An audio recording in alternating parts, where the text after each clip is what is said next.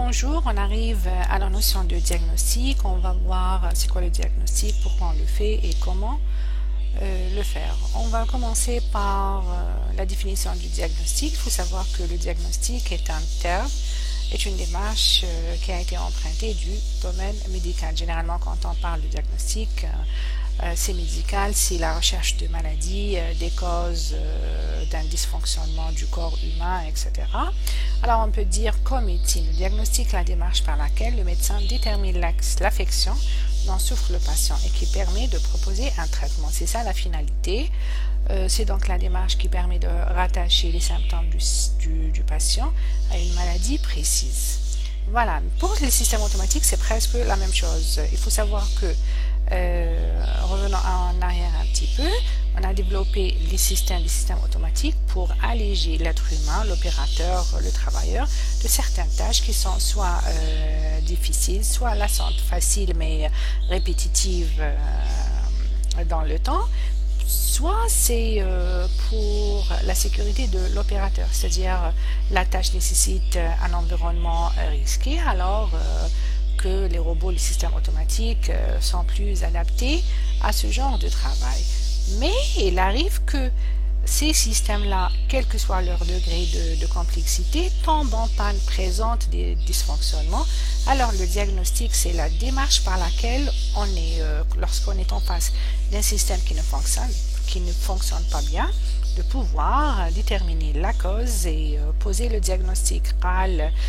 Ce système-là, une porte qui ne fonctionne pas bien, alors on arrive et on peut faire le diagnostic pour trouver l'origine du dysfonctionnement, un capteur, un actionneur, un moteur, etc. C'est ça le diagnostic, le but du diagnostic. Alors, pourquoi on fait le diagnostic? Alors, pour l'être humain, on fait le diagnostic pour aller mieux parce que notre état s'est dégradé entre-temps. On présente des symptômes de dysfonctionnement, de la fièvre, la toux, des courbatures, etc. Et il y a plein de maladies, alors plein de symptômes.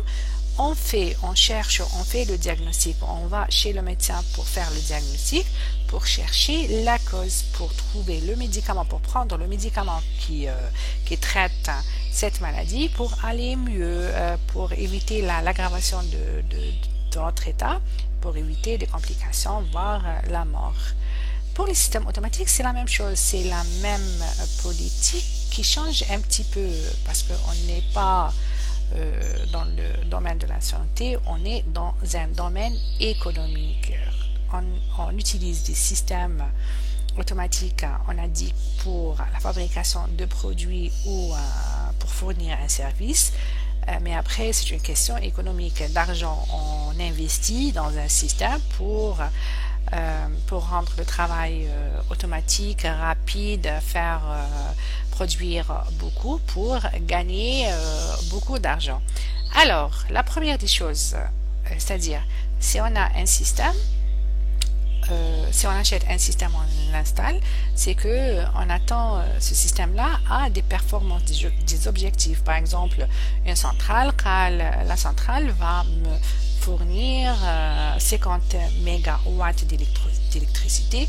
L'arrosage, un système d'arrosage pour arroser, par exemple, 30 hectares de plantations agricoles, un avion qui peut faire comme des plans de vol, je ne sais pas comment appeler ça, pour faire des navettes, par exemple, 3 fois par jour pendant, je ne sais pas, 7 ans, 10 ans ou autre. Alors, si mon système tombe en panne, c'est qu'il y a interruption de la production ou du service, c'est de l'argent perdu. Alors, c'est pour éviter ça. Et puis, il y a une autre cause très importante. On est là pour faire du profit, mais pas au détriment de la sécurité, parce que la sécurité, elle est très importante et généralement, si on ne respecte pas les consignes de sécurité, on parlera de perte de vie humaine qui n'a pas de prix.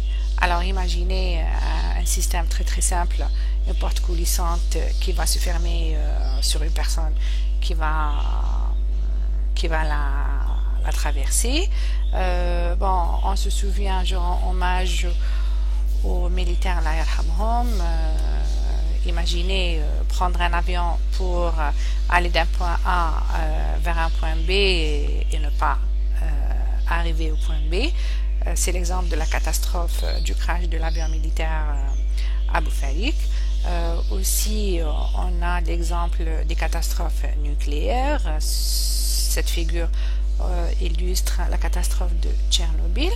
Et il faut rappeler que le diagnostic des systèmes automatiques, c'est une discipline, c'est un domaine qui est apparu suite à une forte demande dans la sécurité des systèmes dans les années 60-70, parce que là, on s'intéressait beaucoup à l'aviation, développement de l'aviation et la course vers le nucléaire. D'accord, les gens commençaient à avoir la technologie nucléaire, mais ils savaient que c'était très, très dangereux. Alors, il fallait développer des méthodes de diagnostic pour ne pas... là, il faut faire la différence entre diagnostiquer un système lorsqu'il tombe en panne et surveiller un système pour qu'il ne tombe pas en panne. Parce que là, pour un avion, par exemple, pour la porte coulissante, pour une centrale nucléaire, il ne faut pas attendre que le système tombe en panne, qu'on ait un incident ou un accident majeur pour chercher les causes. Non, là, il faut entrer dans une autre philosophie, c'est la surveillance du système. J'ai un avion, c'est-à-dire l'avion, s'il tombe, c'est bon, c'est fini. Alors, on ne va pas laisser jusqu'à ce que l'avion tombe. On est dans la prévention, dans la surveillance en continu. Dès qu'il y a un petit symptôme qui dit que il y a quelque chose qui ne va pas, c'est-à-dire le diagnostic doit tomber, doit être fait automatiquement. Et on va voir vers la fin de ce cours qu'on ne parle pas de diagnostic à part, mais on parle de surveillance. On a un système automatique, on a un processus, je parlerai de processus industriel. Il doit contenir un système de diagnostic, de surveillance qui va appliquer ces méthodes de diagnostic en continu. Le système, le processus fonctionne. Comme il a une partie opérative, une partie commande, un capteur, actionneur, etc., il doit intégrer dedans un système de diagnostic en temps réel pour qu'il détecte les anomalies, les signes de dysfonctionnement des systèmes dès leur apparition et déterminer les causes de ces problèmes pour trouver une solution avant que ce genre de catastrophe ne survienne. Voilà. Maintenant, comment fait-on le diagnostic proprement parlé? Alors, je reviens à l'exemple du malade. On a un malade, une personne qui présente quelques symptômes. Il va chez le médecin. Mais comment vient cette... bon, on a dit que... Bon, attendez, je reviens en arrière. Comment le faire? Alors, le médecin, qu'est-ce qu'il va faire? Il va discuter pour apprendre un peu plus sur le patient, puis il va faire une batterie d'examens. On a par exemple la prise de température, le contrôle des battements du cœur, la prise de la tension, les analyses, quelques analyses sanguines, et puis des radios, des scanners, etc. Et là, il va explorer toutes les possibilités liées aux symptômes présentés par le malade pour essayer d'identifier la cause, la maladie en cause de ces symptômes pour lui donner un traitement. Alors, il faut savoir que pour les systèmes automatiques, c'est le même raisonnement. On prend un système, il a un problème, on va essayer de voir la différence, le décalage entre ce système et le fonctionnement normal pour trouver l'origine du problème. Voilà.